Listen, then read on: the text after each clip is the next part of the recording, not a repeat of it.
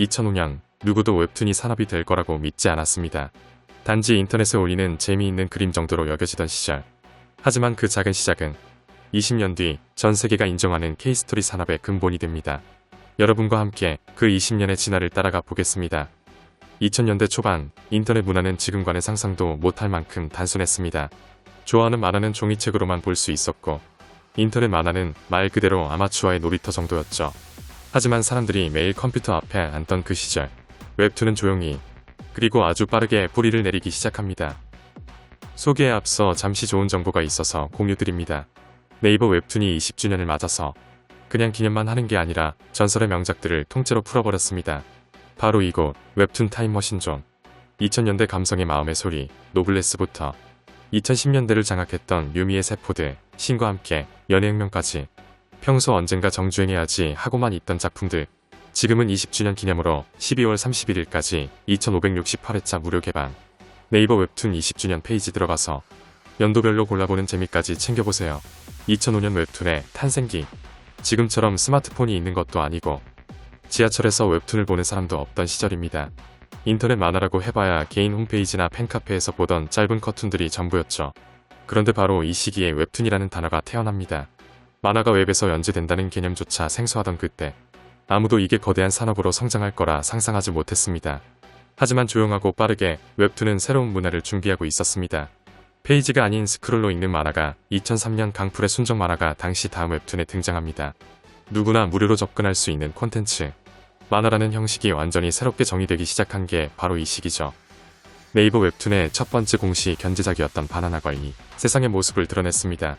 매일 연재되는 새로운 형식과 가벼운 일상 개그로 독자들의 눈길을 사로잡으며 웹툰도 매일 기다려볼 만한 콘텐츠가 될 수 있다는 가능성을 처음으로 보여준 작품이었습니다. 그리고 이 시대를 대표하는 단 하나의 상징이 있다면 바로 조석의 마음의 소리입니다. 병맛 개그? 네, 맞습니다. 하지만 단순한 병맛이 아니었습니다. 당시 인터넷 문화를 가장 정확하게 반영한 작품이었죠. 짤방, 게시판 드립, 온라인 커뮤니티 특유의 풍자. 지금은 너무 익숙해서 당연하게 느끼지만 그 시대에는 이런 스타일의 개그 만화가 거의 존재하지 않았습니다. 마음의 소리는 웹으로 읽는 만화라는 정체성을 완전히 새롭게 규정했습니다. 종이에서는 불가능했던 템포, 단격, 침묵의 타이밍, 그 모든 게 웹 환경과 맞아떨어지며 폭발적인 반응을 일으켰습니다. 한편 같은 시기에 등장한 또 다른 강자, 바로 노블레스. 만약 그 시절 노블레스가 없었다면 지금의 세계관 웹툰, 지금의 액션 판타지는 아예 존재하지 않았을지도 모릅니다. 검은 코트가 펄럭이고 절대 강자가 등장하고 한 컷 한 컷이 영화처럼 느껴지던 그 감각. 그건 독자들에게 충격이었습니다. 웹툰도 간지날 수 있다. 웹툰도 스케일을 가질 수 있다. 노블레스는 웹툰이 멋있음을 표현할 수 있다는 것을 처음 보여준 작품이었죠. 그리고 이후 수많은 액션 웹툰의 조상님이 됩니다. 2010년은 웹툰 역사에서 첫 번째 대격변이 일어난 해입니다. 바로 스마트폰의 대중화. 이전까지 웹툰은 컴퓨터 앞에 앉아서 보는 콘텐츠였지만 스마트폰은 웹툰을 언제 어디서나 보는 콘텐츠로 바꿔버렸죠. 아침 출근길, 학교 가는 버스, 잠들기 전 침대. 사람들이 웹툰을 소비하는 시간이 폭발적으로 늘어납니다. 이는 웹툰의 체감 인기도를 순식간에 올려버립니다. 이 흐름을 정확히 타고 나온 작품이 바로 신의 탑. 밤이라는 한 소년이 탑을 오르는 이 이야기에는 무려 세계관 소비라는 개념이 녹아 있었습니다. 탑의 구조, 캐릭터의 능력, 수수께끼 같은 설정들. 독자들은 단지 스토리가 아닌 세계 그 자체를 소비하기 시작했습니다.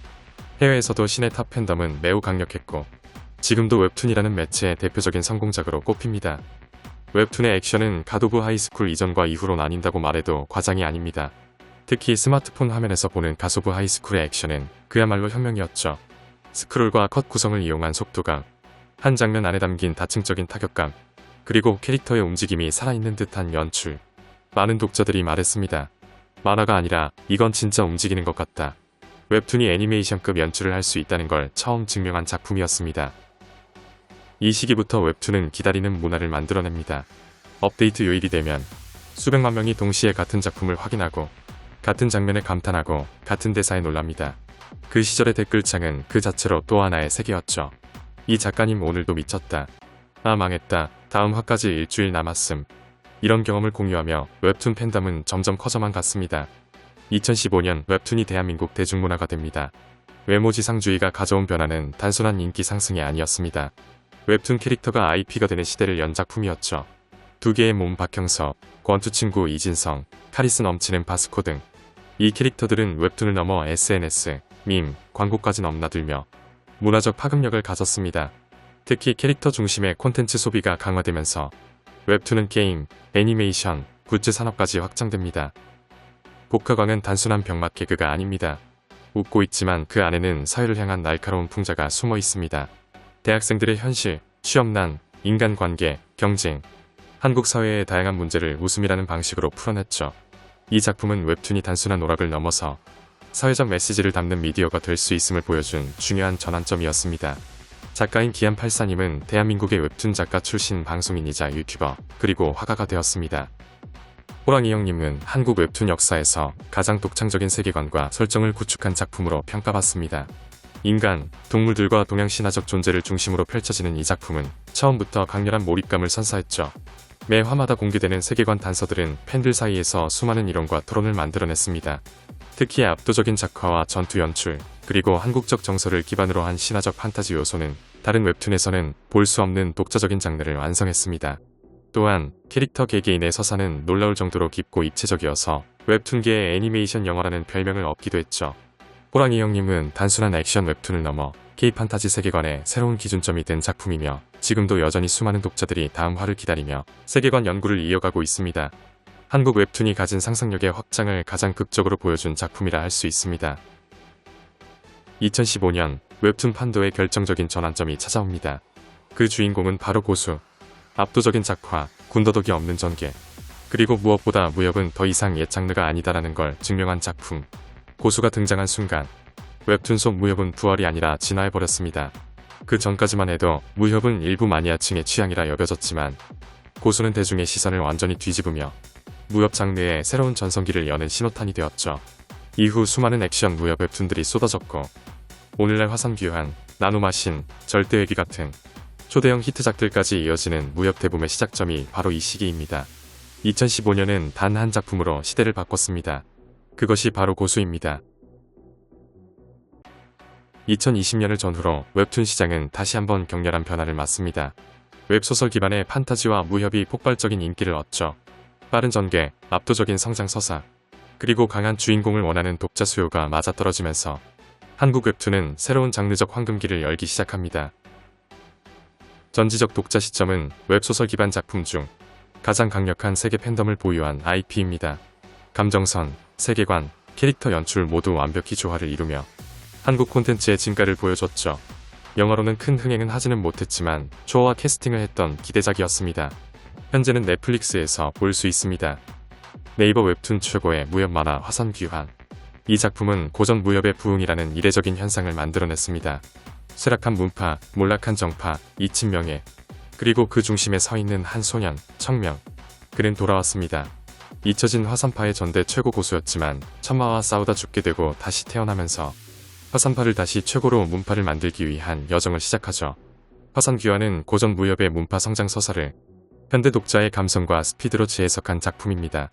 무공, 사제관계, 문파 간 갈등, 정파사파 구도까지 정통 무협의 매력을 그대로 유지하면서도 전기는 빠르고 연출은 세련되고 감정선은 현대적입니다. 특히 청명의 대사와 행동은 전통 무협에서 볼 수 없던 현대인적 유머와 통찰을 제공합니다. 이 작품이 등장하면서 독자들은 다시 한번 한국 무협의 정서를 느끼기 시작했고 웹툰 플랫폼 전반에 고전 무협 붐을 불러왔습니다. 반면 나노마신은 완전히 다른 방식으로 무협을 진화시켰습니다. 한마디로 말해 SF와 무협의 만남, 미래에서 온 나노머신이 주인공 천여운에게 주입되며 이 작품은 전통 무협과 현대 기술이 결합된 전혀 새로운 장르의 탄생을 보여줍니다. 한국 독자들의 감성 합리적인 성장, 빠른 전개, 명확한 쾌감에 정확히 맞아떨어졌죠. 나노마신은 복잡한 수련 과정을 과감히 걷어내고 강해지는 과정의 시각화를 완전히 새롭게 표현했습니다. 이 작품은 현대 무협의 트렌드를 바꿔버렸고 무협에 SF를 더한 작품들이 폭발적으로 증가하면서 웹소설 웹툰 전반을 뒤흔든 결정적 계기가 되었습니다. 2025년 한국 무협 웹툰을 이끌고 있는 핵심 작품들은 서로 다른 방향에서 장르를 확장하며 다음 시대의 흐름을 만들어가고 있습니다. 절대외기는 회귀물의 익숙한 틀 안에서 정치 세력 무협을 결합해 현대 무협이 나아갈 가장 정교한 모델을 보여줍니다. 빠르고 치밀하며 전개마다 세계가 넓어지는 작품이죠. 반면 괴력난시는 한국 신화와 무속, 귀물, 묘괴를 무협 안에 녹여 기존에는 없던 한국형 다크 판타지 무협을 완성했습니다.